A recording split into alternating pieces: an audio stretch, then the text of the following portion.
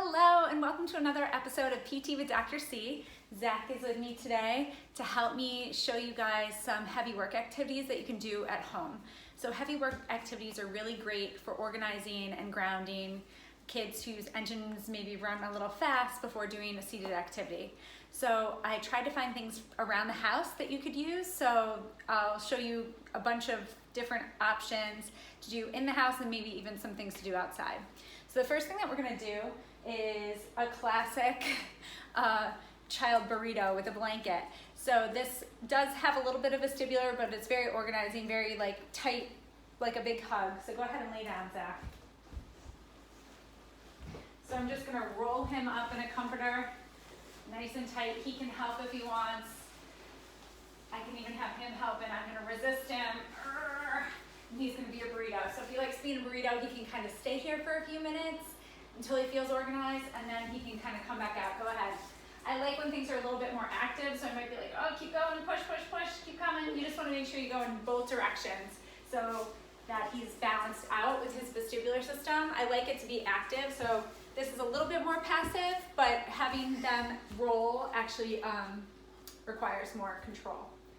Okay, so the next thing we're gonna do, like I said, I do like to try to keep it more active, but in this case, we're just gonna, it's a little more passive again. So we're gonna do like a sandwich. So Zach's gonna be laying there, and then you can take pillows from the sofa or pillows from another area of the house, and you're just gonna kind of squish. And kids will kind of tell you how much, if they want more, if they don't want more. So again, this is a little bit more passive. Depending on your child's age and level, your therapist will customize, you know, where they're at and how active or passive they want the activity to be.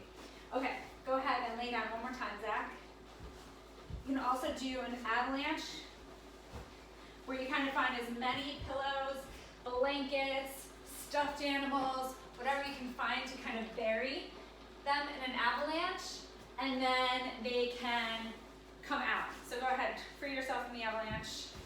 So it's that heavy work of getting out, and then you can actually take turns, and you can lay down and your child can cover you, so that they're having to pick up all the pillows and all the blankets, or they can do it with a sibling as long as it's well supervised. Okay, so some other activities that you can do are things like carrying the laundry basket. So go ahead, Zach, pick up the laundry basket. There's a couple different ways you can do heavy work with a laundry basket.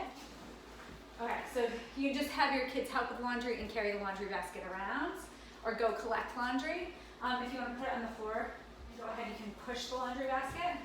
So you can also just have them push it around if carrying isn't really an option because of grip strength, or maybe they just enjoy, they're more motivated by pushing it along the ground. And one more option with the laundry basket is you can take a rope and tie it around the edge of the basket, and your child can pull it. Go ahead, you can pull it instead of pushing it or carrying it, so he can walk forward, he can walk backwards, or you can even tie it around your child's waist depending on what you have available as a rope system. While I have my rope, I basically took a piece of twine and tied tape rolls to either side so that you can do a tug of war. You can use anything. If you have a better rope that you can tie knots in, obviously that's preferred, but this is another opportunity or option. So ready? So you can play tug of war, because that's a great resistive activity. Kids enjoy doing that with their family. Moving on to some other household activities that they can do.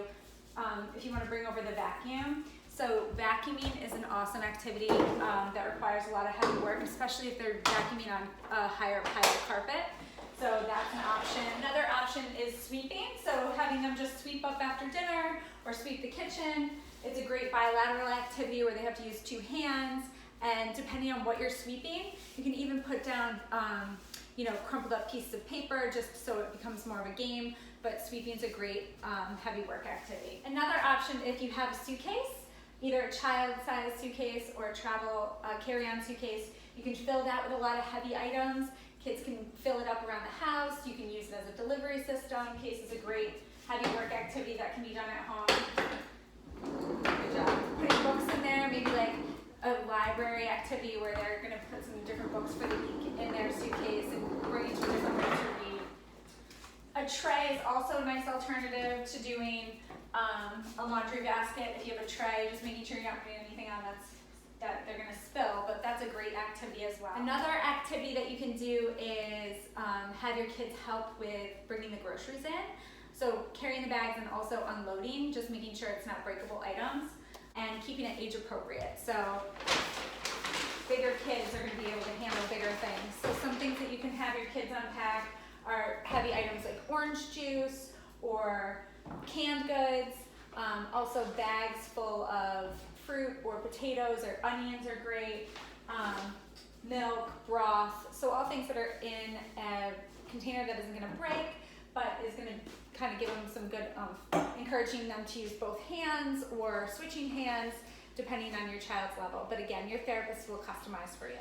Some other opportunities at home that you can utilize are animal walks. So we've introduced these before, but specifically Zachary's gonna show you bear, 4-point, where you're using your hands and your feet.